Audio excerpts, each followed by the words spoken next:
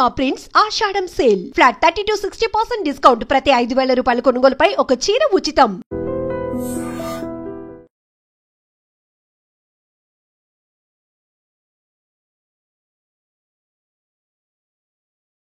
స్నేహితురాలు కదా అని నమ్మింది, కానీ అడ్డంగా మోసపోయింది. తరచూ ఇంటికి వస్తున్న స్నేహితురాలపై తను కూడా ఇష్టం పెంచుకుంది, ప్రేమ పెంచుకుంది. ఇంటి విషయాలే కాదు, కష్టం సుఖం మాట్లాడుకుంటున్నాం కదా, సర్లే తరచూ తను వస్తూ ఉంది కదా, తనపై ఒక నమ్మకాన్ని బిల్డ్ చేసుకుంది. కానీ దాన్నే వాడుకోవాలని చూసినటువంటి ఆ స్నేహితురాలు తన ఫ్రెండ్ అని కూడా చూడకుండా ఆ స్నేహితురాలు ఇంటిలోనే దొంగతనం చేయాలనే దుర్బుద్ధి పుట్టింది. ఏకంగా 20 తులాల బంగారు నగలు దోచేసింది. సుజాత నగర్లో, పెందుర్తి సుజాత నగర్లో ఉంటున్న మాజీ నేవీ ఉద్యోగి భార్య, చిన్నముషిడివాడలో ఉంటున్నటువంటి నేవీ ఉద్యోగి భార్య ఇద్దరు ఫ్రెండ్స్, స్నేహితులు. తరచుగా ఈ సుజాత నగర్లో ఉంటున్నటువంటి మహిళ ఇంటికి ఈ చిన్నముషిడివాడకు చెందినటువంటి నేవీ ఉద్యోగి భార్య వస్తూ ఉంటుంది. సరే, ఇద్దరి మధ్య ఫ్రెండ్షిప్ బాగా పెరిగింది. అవి మాట్లాడుకోవడం, ఇవి మాట్లాడుకోవడం, ఇంటి విషయాలు చెప్పుకోవడం, కష్ట సుఖాలు పంచుకోవడం, ఇదంతా మనం చేస్తూనే ఉంటాం. అయితే ఈ నేపథ్యంలోనే ఇంకాస్త స్టెప్ ఏంటంటే వ్యక్తిగత విషయాలు కూడా షేర్ చేసుకోవడం అలవాటు అయిపోయింది. సో మొత్తం నమ్ముతున్నాను తన్ని అనుకుంది, కానీ నమ్మక ద్రోహం చేసే మహిళ అని మాత్రం తను ఎక్స్పెక్ట్ చేయలేకపోయింది. అయితే తన ఇంట్లో ఒక్కసారిగా బీరువా తెరిచి చూసేటప్పటికి తను 20 తులాల బంగారు నగలు మాయమయ్యాయి. ఇమీడియట్ గా ఈ మహిళ పెందుర్తి పోలీసులకు ఫిర్యాదు చేసింది. అయితే 3 దొంగతనం కేసులు ఛేదించినటువంటి పోలీసులు నిన్న ప్రెస్ మీట్ కూడా పెట్టి ఈ కేసు డీటెయిల్స్ చెప్పారు. అందులో ఈ సుజాత నగర్ లో ఉంటున్నటువంటి మాజీ నేవీ ఉద్యోగి భార్య ఇంట్లో దొంగతనం చేసింది. తన ఫ్రెండ్, ఆమె కూడా నేవీ ఉద్యోగి భార్య అని తెలిసిన తర్వాత ఆమెనైతే అదుపులోనికి తీసుకున్నారు. 20 తులాల బంగారు నగలు ఆమె ఎలా కాజేసిందంటే, రెగ్యులర్ గా ఈమె ఇంటికి ఆమె వస్తూ ఉండేది. అయితే ఇంట్లో ఎక్కడ ఏం దాస్తాం, మనం ఏం కొనుక్కున్నాం, ఏ అకేషన్ లో ఏ వస్తువు కొనుక్కోవాల్సి వచ్చింది, లేకపోతే మనకి అమ్మ నాన్న ఏమైనా గిఫ్ట్ గా ఏమైనా ఇచ్చారా, ఇలాంటివి కూడా షేర్ చేసుకోవడం జనరల్ గా లేడీస్ మధ్య జరిగే డిస్కషన్స్ ఇవన్నీ. లేకపోతే మా హస్బెండ్ ఈ అకేషన్ కి ఈ గోల్డ్ కొన్నారు, ఇలా చెప్పుకుంటూ ఉంటాం. సరే, అయితే నా ఫ్రెండ్ ఇంట్లో బాగానే బంగారం ఉంది, ఓ 20 తులాల వరకు ఉంది.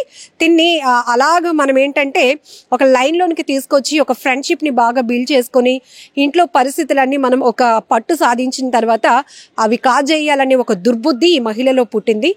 ఏకంగా స్నేహం అనే ఒక ముసుగులో దొంగతనానికి తెగబడిందని చెప్పొచ్చు. సో ఇప్పుడు ఈ కేసు ఒకటైతే, ఇంకొకటి ఆటోలో 50,000 దొంగతనం చేసినటువంటి ఒక వ్యక్తిని మరొక ప్రాంతంలో పెందుర్తి పోలీస్ స్టేషన్ లిమిట్ లోనే బైక్ దొంగతనం చేసినటువంటి మరొక ఇద్దరిని కూడా పెందుర్తి పోలీసులు అరెస్ట్ చేశారు. వారి నుంచి 20 తులాల బంగారం ఈ కేసులో, అలానే 50,000 నగదు, ఒక బైక్ ను కూడా స్వాధీనం చేసుకున్నారు. ఇక్కడ ఈ పర్టికులర్ కేసులో చూస్తే ఇద్దరు ఫ్రెండ్స్, ఇద్దరు కూడా వెల్ సెటిల్డ్. ఎవరైతే ఈ దొంగతనం జరిగినటువంటి మహిళ ఉన్నారో ఆమె మాజీ నేవీ ఉద్యోగి భార్య. దొంగతనం చేసినటువంటి ఈ స్నేహితురాలు ముసుగులో, స్నేహం ముసుగులో దొంగతనం చేసిన ఆమె కూడా ఒక నేవీ ఉద్యోగి భార్య. అంటే నేవీలో ఉద్యోగం అంటే కొంత సెటిల్ గానే ఉంటారు, ఒక మంచి డిసిప్లిన్ కూడా ఉండాలి. కానీ ఇక్కడ తను పరిచయం పెంచుకుంటున్నాను అనుకుంటూనే ఒక పన్నాగం పండింది, దొంగతనం చేయాలనేటటువంటి ఆలోచన, దుర్బుద్ధి. అయితే ఇప్పుడు వీళ్ళిద్దరి మధ్య జరుగుతున్న డిస్కషన్స్ లో పాపం ఈమె ఎవరైతే ఈ బాధితురాలు ఉన్నారో, తన నగలు పోగొట్టుకున్న ఆమె, నేనేదో చాలా మంచిగా తనతో ఫ్రెండ్షిప్ చేసుకుంటున్నాను, అన్ని చెప్పుకుంటున్నాను, తను కూడా నాతో చాలా షేర్ చేసుకుంటున్నాను అనుకుందే తప్ప ఇట్లా ఇంట్లో దొంగతనం జరుగుతుందని, ఈ రోజు వస్తున్నటువంటి ఈమె ఆ ఫ్రెండే ఇలా దొంగతనానికి పాల్పడుతుందని పాపం ఆమె కూడా ఊహించలేదు. నిజానికి ఇది పెందుర్తి పోలీస్ స్టేషన్ లిమిట్ లో జరిగిన మనందరికీ ఒక బిగ్ లెసన్ అని కూడా చెప్పాలి. మనం కొన్ని చోట్ల చూస్తాం, ఎందుకంటే దొంగతనాలు జరిగే ప్రదేశాలు కావచ్చు, దొంగతనం జరిగే విధానాలు కూడా చూస్తే బాగా దానిపైన గ్రిప్ ఉన్న వాళ్ళైతేనే ఇమీడియట్ గా చాకచక్యంగా దొంగతనాలకు తెగబడగలుగుతారు. ఎందుకంటే వాళ్ళకి మన ఇంట్లో ఉన్న ప్రతి మూమెంట్ తెలుస్తుంది. మనం డబ్బులు కానీ విలువైన వస్తువులు ఎక్కడ దాచి పెడతాము, ఈజీగా వాటిని ఎలా కొట్టేయొచ్చు అనేది మనం ఎవరికైతే ఎక్కువగా నమ్మి ఇన్ఫర్మేషన్ షేర్ చేసుకుంటామో వాళ్ళకి అది ఈజీ అవుతుంది. సో ఇక్కడ కూడా ఒక మహిళ ఇంకొక మహిళ ఇంట్లో 20 తులాల బంగారం కాజేసిందంటే ఈమెమి ప్రొఫెషనల్ దొంగ కూడా కాదు, కానీ అక్కడ కేవలం స్నేహం ముసుగులో ఆమె అంత ఫ్రెండ్షిప్తో అంత నమ్మకాన్ని బిల్డ్ చేసుకుంది కాబట్టి, అంత చొరవ తీసుకుంది కాబట్టి, వాళ్ళు లేని టైంలో ఇంట్లో ఉన్న బీరువాలో దాచిపెట్టున్న 20 తులాల నగలను దోచుకెళ్ళింది. సో ఇక్కడ మనం కూడా చాలా జాగ్రత్తగా ఉండాల్సిన అవసరం ఉంది. సో ప్రాంతం ఏదైనా కావచ్చు, దొంగలు ఎలాంటి టెక్నాలజీ వాడినా పక్కన పెడితే, ఇక్కడ ఇంటి గుట్టు మనం ఎవరి చేతిలో పెడుతున్నాం, ఇంట్లో వ్యక్తిగత విషయాలు మనం ఎవరికి చెప్తున్నాం, అది చెప్పడం వల్ల మళ్ళీ మనకి ఏదైనా ఇబ్బంది కలుగుతుందా, ఇది బేసిక్ నాలెడ్జ్ మనం తెలుసుకోవాల్సిన అవసరం కూడా ఉంది. కొన్ని చోట్ల కుటుంబ సభ్యులే ఒకరికి తెలియకుండా ఒకరు వస్తువుల్ని కాజేయటం కానీ ఇలాంటివి మనం చూస్తూ ఉంటాం.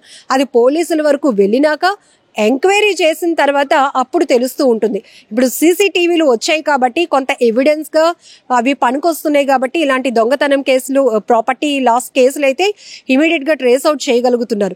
సో ఇక్కడ మనం ఈ స్నేహితురాలు ఇంట్లో మరొక స్నేహితురాలు దొంగతనం చేసిన కేసు అంటే కొంతవరకు షాకే కదా, ఆమె కూడా విస్తుపోయి ఉంటుంది. ముందు నగలు పోయాయి అనేది ఎంత బాధ కలిగిస్తుందో, నమ్మిన వ్యక్తే, నమ్మినటువంటి స్నేహితురాలే తన నగలు దోచుకెళ్ళిందా, తనకి నా బాధ అర్థం కాలేదా, తనకి నా మీద ఇష్టం అంటే ఇలా మోసం చేయడమా అని ఆమె కూడా ఒకంత షాక్ అయినటువంటి పరిస్థితి. సో ఈ కేసు నుంచి కూడా మనం నాలెడ్జ్ పెంచుకోవాలి. కొన్ని షేర్ చేసుకునేవి ఉంటాయి, కొన్ని మాత్రం అస్సలు షేర్ చేసుకోకూడదు. అంటే ఈ కేసు ఒక బిగ్ ఎగ్జాంపుల్ అని చెప్పొచ్చు. ఎందుకంటే ఎవరైనా మన డెవలప్మెంట్ చూసి మనల్ని అప్రిషియేట్ చేస్తారన్నది పక్కన పెడితే, మన అభివృద్ధి చూసి కొంతమందికి కళ్ళు కుట్టుకోవడం అని పెద్దవాళ్ళు చెప్తూ ఉంటారు కదా, ప్రతి దానికి ఒక లిమిట్ అంటూ ఉండాలి అని చెప్పి. అలానే మనం ఇక్కడ ఫ్రెండ్షిప్ని అయితే తప్పు పట్టడం లేదు, కానీ ఈ ముసుగులో కూడా, మంచి ముసుగులో కూడా దుర్బుద్ధి కలిగిన వాళ్ళు ఉంటారు అని చెప్పడానికి ఈ కేసు కూడా ఒక ఎగ్జాంపుల్. సో ఇప్పుడు ఈ దొంగతనం కేసుకు సంబంధించి మీ అభిప్రాయం ఏంటో కూడా కామెంట్ బాక్స్ లో మెన్షన్ చేయండి.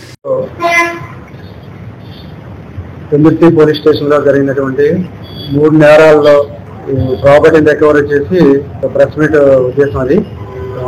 మన సిఐ గారు, పెందుర్తి ఎస్టీఏ గారు శ్రీనివాసరావు గారు, సూరిబాబు, వారి సిబ్బంది అందరూ కూడా చాలా హెక్టిక్ ఎఫర్ట్స్ చేసి ఈ కేసు రిజెక్ట్ చేయడం జరిగింది. అందులో సుమారుగా ఒక కేసులో 15 లక్షలు విలువ చేసే బంగారు వస్తువులు, క్యాష్ రికవర్ చేయడం జరిగింది. అదేవిధంగా ఇంకొక కేసులో ఒక మోటార్ సైకిల్, ఇంకొక కేసులో 50,000 రూపాయల క్యాష్, మొత్తం 16,30,000 రూపాయల ప్రాపర్టీని రికవరీ చేయడం జరిగింది 3 కేసుల్లో కలిపి.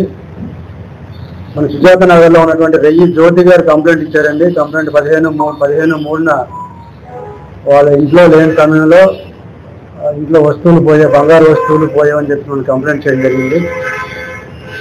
ఆ కంప్లైంట్ ఆధారంగా క్రైమ్ నెంబర్ 273/25గా కేసు నమోదు చేయడం జరిగింది పెందుర్తి పోలీస్ స్టేషన్. దర్యాప్తులో భాగంగా వాళ్ళు సస్పిషియస్ అరెస్ట్ చేశారు. ఒక ఆవిడ మీద, వాణి అనే ఆవిడ మీద సస్పిషియస్ అరెస్ట్ చేశారు. తేదీ 36న సస్పెక్ట్ ని పికప్ చేసి ఇంట్రాగేషన్ చేస్తే ఆవిడ కన్ఫెస్ చేయడం జరిగింది. ఆవిడ కన్ఫెషన్ ఆధారంగా ఆవిడ దగ్గర ఉన్నటువంటి 228 గ్రాముల బంగారాన్ని సీజ్ చేయడం జరిగింది. ఈ కేసులో మన ఎం శ్రీనివాసరావు సిఐ గారు, సూర్బాబు ఎస్ఐ గారు, వారి సిబ్బంది కె శ్రీనివాసరావు, అలాగే నాగరాజు ఎఫ్ కానిస్టేబుల్, రత్నగ ఉమ్మని హెచ్సి, సైడరాజు, కిషోర్ బీసీ 1611 వీరందరూ కూడా చాలా చాకచక్యంగా వ్యవహరించి కేసును ఛేదించడం జరిగింది. ఈ కేసులో మనకు time to time instructions DCP madam K Lathamadhuri madam గారి ఇన్స్ట్రక్షన్స్ మాకు బాగా పనికొచ్చాయి. అదేవిధంగా మన గౌరవ సిపి గారు శంకరరాత్ర సాక్షి గారు ఐపీఎస్ వారి సూచనలు కూడా ఈ కేసు ఛేదించడానికి బాగా పనికొచ్చాయి.